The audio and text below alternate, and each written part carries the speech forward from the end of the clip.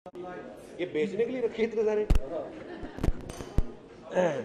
सबसे पहले तो सॉरी बिकॉज 2-3 दिन से काफ़ी हमारे दोस्त कांटेक्ट करने की कोशिश कर रहे थे और आप सबको पता ही है जो ट्रेजेडी हुई थी हमारे साथ, और उस वजह से हम लोग अपने कुछ सेटअप्स में लगे हुए थे कि नेक्स्ट शूट का प्लान कैसे किया जाए, और वो सब चीज़ों में बिजी थे।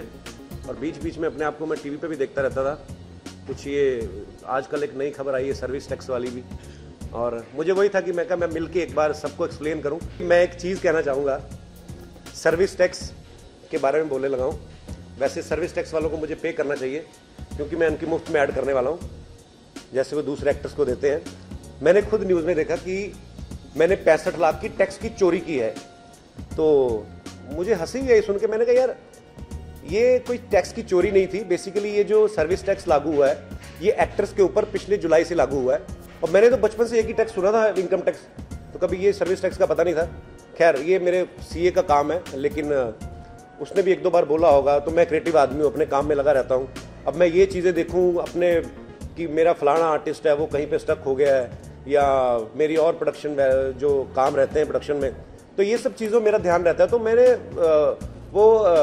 बेसिकली ये क्वार्टरली पे करना होता है। तो 3 जो क्वार्टर थे उनका टैक्स जो था वो डिले था बेसिकली। तो अभी जैसे आपके घर में बिजली का बिल आता है तो आप पे नहीं करते हो कभी कभी, तो आपको एक नोटिस आता है कि हाँ आप पे नहीं करेंगे तो आपका बिजली का मीटर काट दिया जाएगा। तो मीटर तो चालू है ना, मीटर में तो सब अब दिख रहा है कि आपने कितनी कंजप्शन की। तो बेसिकली ये डिले हुआ था, तो मुझे बड़ा यार अजीब लगा, बिकॉज मैं एक ऐसी फैमिली से हूँ, मेरे फादर साहब पुलिस में रहे हैं, और ऐसे पुलिस वाले जिन्होंने कभी आज तक 1 रुपया नहीं किसी का खाया, और वो कैंसर की वजह से उनका देहांत हुआ था। तो अगर ऐसा कुछ होता तो शायद हम भी बड़े पैसे वाले होते शुरू से ही, तो वैसा कुछ नहीं है। और बाकी जो अमाउंट बताया गया उसमें 65 लाख का, ये भी पता नहीं किसने मनगढ़ंत किया है। और क्योंकि जो डिले मेरा अमाउंट था वो है कोई 35 लाख का, जो मैंने पे कर दिया है। हाँ बेसिकली हम लोगों का प्लान था उनके साथ काफ़ी, बिकॉज उनकी भी एक फिल्म आ रही है, ऋतिक की एक फिल्म आ रही है, अक्षय की एक फिल्म आ रही है, तो हम सब लोग उनके साथ शूट प्लान था। सो अनफॉर्चुनेटली ये जो ट्रेजेडी हो गई तो फिर काफ़ी सारे प्लान्स चेंज भी हुए, बिकॉज अक्षय को भी आउट ऑफ इंडिया जाना था। तो काफ़ी सारे प्लान इधर उधर हो गए हैं, लेकिन हम लोग वर्कआउट कर रहे हैं कि नया सेटअप हम लोग कहाँ पे प्लान करें। तो बहुत जल्दी वापस आएंगे, और लोग जो हमें प्यार करते हैं वो तो बोल रहे हैं, कहते भाई आप तो सड़क के किनारे खड़े होकर कर दो तो हम लोग तब भी देखेंगे। तो ये लोगों का प्यार है, ये बना रहना चाहिए बेसिकली। सो कोई बात नहीं, होते हैं हाथ से। सर शो में हमारी यही कोशिश है कि ब्रेक आए ना बेसिकली। तो 2 एपिसोड तो जो इस वीकेंड पे हो रहे हैं ऑन एयर, तो वो हम लोग ऑलरेडी शूट कर चुके हैं।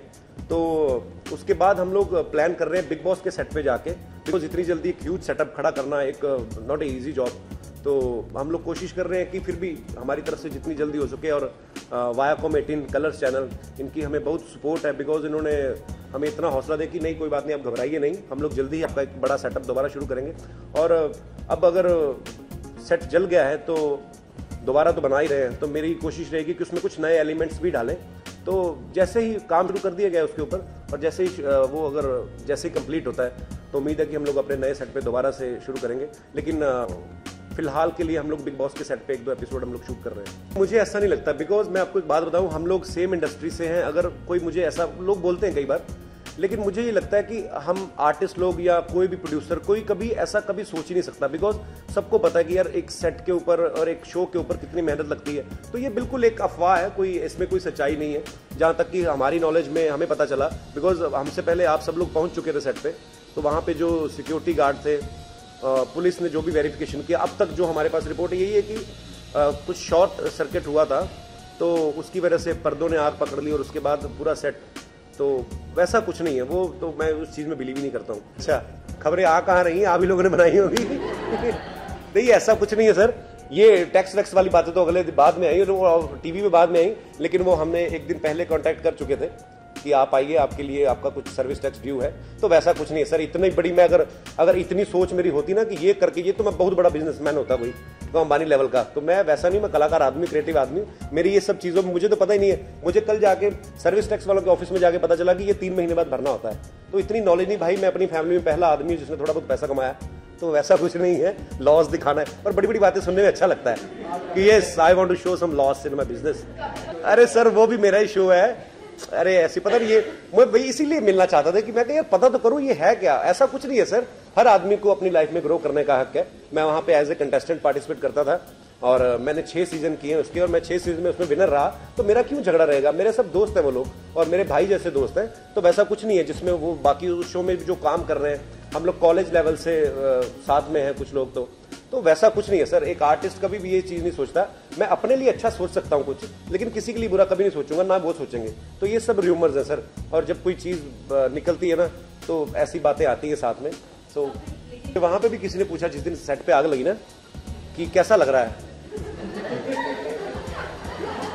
तो मैंने कहा यार अच्छा लग रहा है, सुबह सुबह का टाइम है, सर्दी है, तो थोड़ी आग से थोड़ी हीट आ रही है, तो ऑब्वियसली बुरा लग रहा है। मुझे ऐसा लगा कि जैसे मेरा सेट नहीं, वो मेरा घर जला है बेसिकली।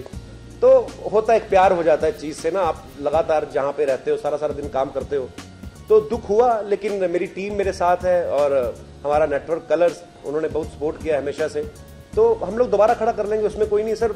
सर सलामत रहना चाहिए, पगड़ियां 1000, तो उसमें बुरा तो फील हो रहा है ऑब्वियसली, पर लेकिन हम लोग जल्दी दोबारा नया सेट बनाएंगे।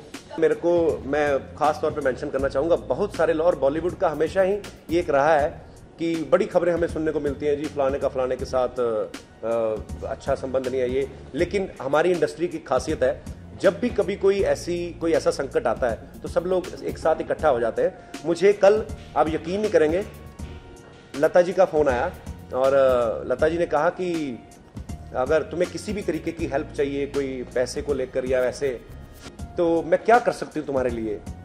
तो मेरा दिल कर रहा था कि लता जी को वो गाना सुना देंगे आप, तो मैं बोल ना पाऊँ उनको, कि वो सोचेंगे यार मैंने अफसोस करने के लिए फ़ोन किया, तो ये बंदा क्या बोल रहा है। तो मतलब मेरे लिए बहुत बड़ी बात थी वो, और मैंने उनको ये कहा भी, मैंने कहा मेरे फादर साहब आपके इतने फैन थे, अगर वो होते कि आज उनको पता चलता कि मेरे बेटे को लता जी का फ़ोन आया, चाहे किसी भी कॉन्टेक्स्ट में आया है, चाहे कुछ ट्रेजेडी हुई है उसके लिए आया, लेकिन मेरा वो दुख एक थोड़े पलों के लिए बिल्कुल भूल गया था मैं, और मुझे समझ में नहीं आ रहा था कि मैं उनके साथ क्या बात करूं।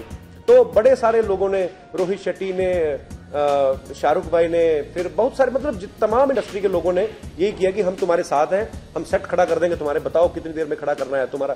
तो वैसा, तो इंडस्ट्री इस बात में तो एकजुट है, एक हम लोग परिवार की तरह है। थैंक यू सो मच, आप सब लोग आए, शुक्रिया।